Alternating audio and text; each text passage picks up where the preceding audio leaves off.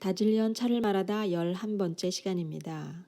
오늘은 녹차, 홍차의 제조 특징에 대해서 알아보도록 하겠습니다.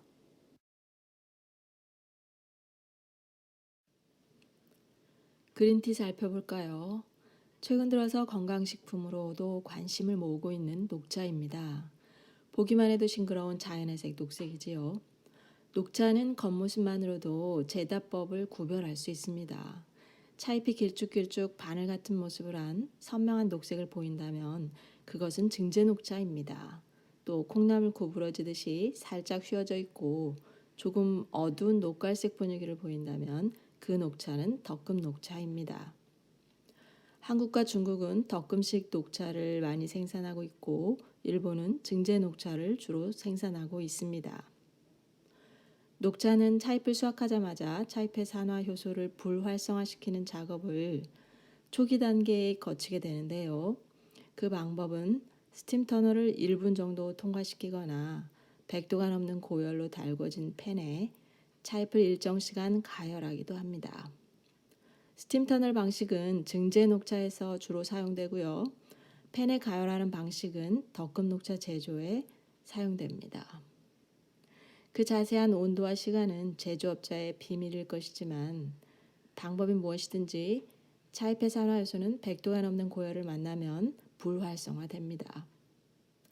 따라서 이후 공정에서는 산화효소가 불활성 상태로 진행되기 때문에 효소적 산화 반응은 정지되는 것이고 때문에 차잎은 갈변을 일으키지 않고 최초의 녹색을 계속 유지하게 됩니다. 하지만 그렇다고 녹차를 아무렇게나 보관해도 더 이상 산화가 발생하지 않는다는 얘기는 아닙니다. 효소가 정지되었다 해도 자연 산화는 막을 수가 없습니다. 재다가 끝난 녹차 잎이라도 산소에 자주 노출되고 따뜻한 실내 온도로 보관이 된다거나 적당한 습기와 접촉한다면 자연 산화가 발생되어서 차가 서서히 최초의 품질을 잃을 것이기 때문에 여전히 보관이 중요하지요. 이어지는 롤링 과정은 롤링 머신으로 차잎을 압착하거나 수작업으로 양손에 힘주어 비벼서 차잎 표면에 상처를 만들어주는 과정인데요. 이렇게 함으로써 차잎을 우릴 때 향이 더 잘 발산되고 또 하나 목적은 차잎을 둥그렇게 말아주는 것인데 이것은 완성차의 부피를 효과적으로 줄이면서 열린 차잎 표면에서 발산되는 향들이 소비자가 실제로 차를 우리기 전까지는 잘 유지되도록 하는 그런 역할을 하기도 합니다. 이제 주요한 절차는 끝이 났고 나머지는 서서히 차잎의 수분을 줄여가는 건조 과정입니다. 완성차로 오래 품질을 유지하기 위해서는 대체로 수분을 3%에서 10% 정도로 이를 때까지 건조가 계속 진행이 되는 것이죠.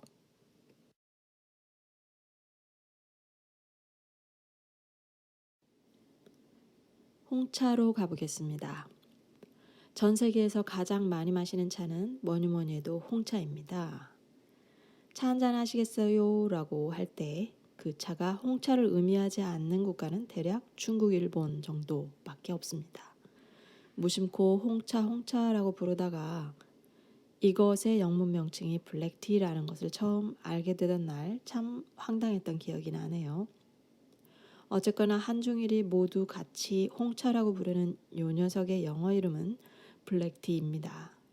동양권은 차잎을 우렸을 때 차액의 색을 이름으로 삼았고 서양권은 차잎 자체의 색깔을 특징으로 삼아서 이름지어 부른 탓이겠죠. 그렇다고 해도 홍차잎이 블랙까지는 아닌데요. 보이차도 아닌 마당에 말이죠. 어쨌거나 왜 레드티가 아니냐고 따지지는 마시기 바랍니다. 홍차는 차의 제조에서 표준으로 언급하는 전 과정을 충실히 거쳐서 완성되는 차입니다. 그 첫 단계는 위더링인데요. 수확된 차잎을 롤링 작업에 들어가기 적합한 상태가 되도록 시들리기를 먼저 거치게 되는 겁니다.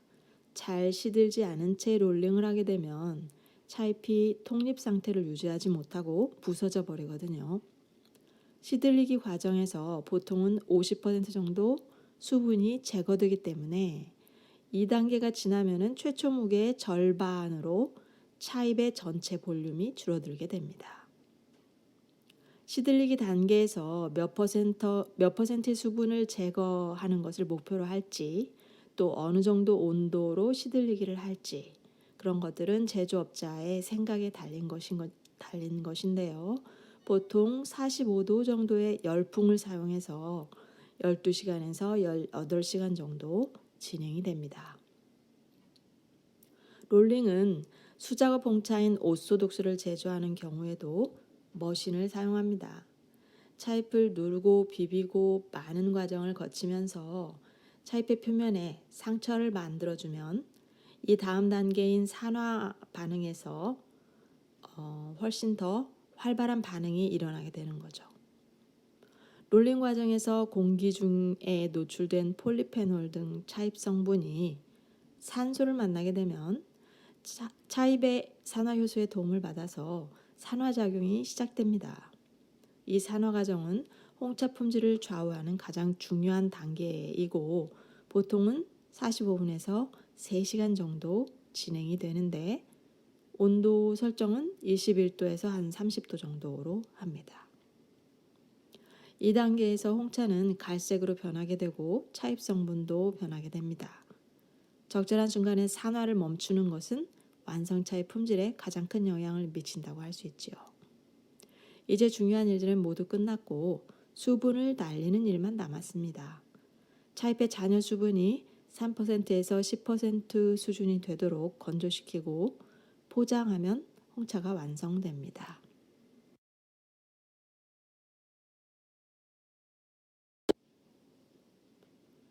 여기까지 간단하게 녹차 홍차의 제조 단계의 특징을 살펴보았습니다. 이것으로 11번째 이야기를 마칩니다.